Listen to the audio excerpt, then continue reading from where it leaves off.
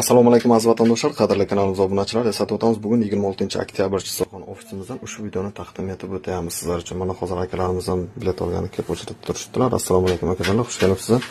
Mana hozir qarshimizdagi akamiz mana biletlarni oformat qilib o'tdik. Akajon, siz bo'lmasa qayerdan nechanchi stoga bilet oldingiz hozir? Buxoro, Sankt-Peterburgdan Buxoroga oldik 21-noyabr. 21-noyabr. Ishonchligiga kelingizlar, takliflarni olingizlar.